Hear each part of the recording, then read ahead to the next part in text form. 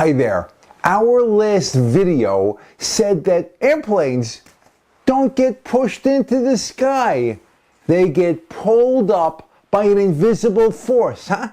So what about rockets? What about rockets? They get pushed up, don't they? But they're not called airplanes now, are they? Let's talk about the rocket that got us to the moon, the Saturn V.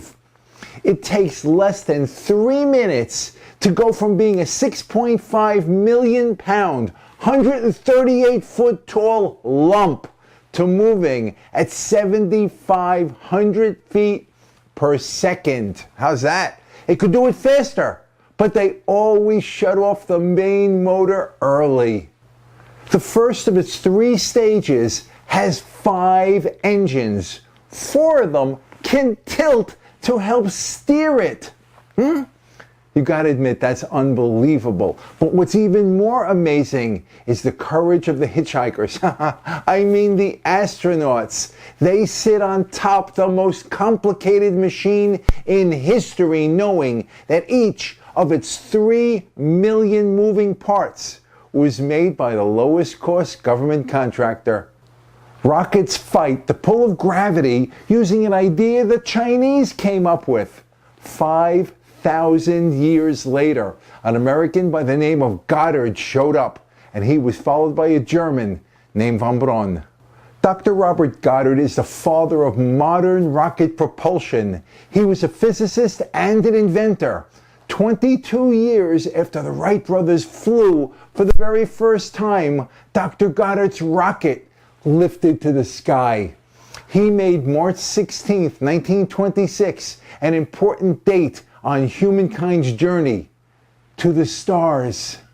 Wernher von Braun extended Goddard's work even as he worked on Hitler's vengeance rocket, the V-2. After the war, Operation Paperclip secretly brought von Braun and 1,600 members of his team to the United States. He designed many of the US's early missiles, became the chief architect of the Saturn V, and later the director of the Marshall Space Flight Center. The lesson is not to sit on a Roman candle and hope either to be illuminated or to get high. No, and oh my God, no! The lesson is that there's often more than one way to solve a problem. You can go big or small, hot or cold. You can fix a little bit or a lot, short term or long term. You might even choose to solve a different problem. Dr. Goddard said it is difficult to say what is impossible, for the dreams of yesterday are the hopes of today and the reality of tomorrow. So always find a way to get things done. Do not accept the status quo.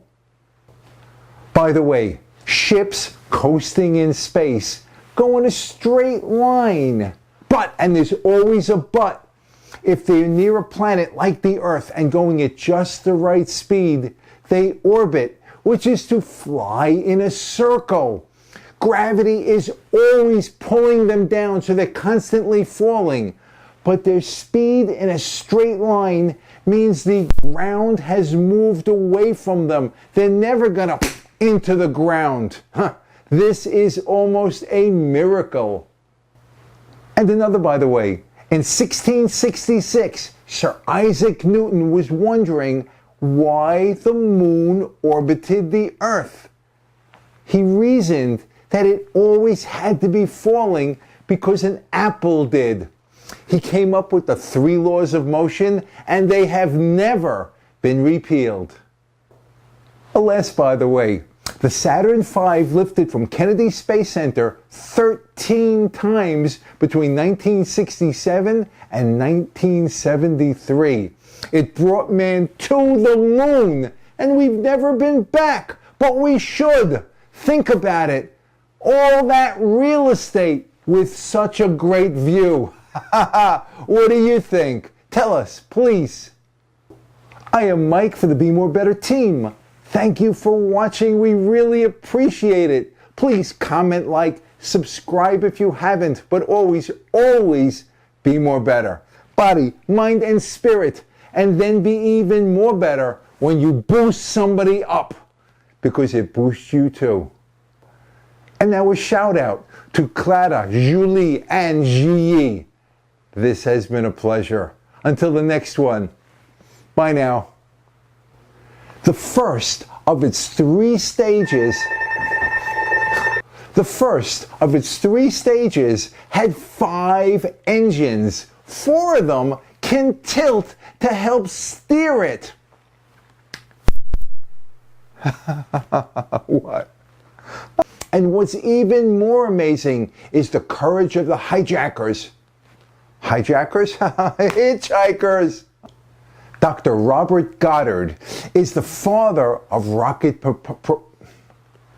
Dr. Goddard's rocket lifted to the sky. He made March 26th, not March 26th, March 16th, and hope either to get illuminated or get high. No, no, and oh no, ouch no.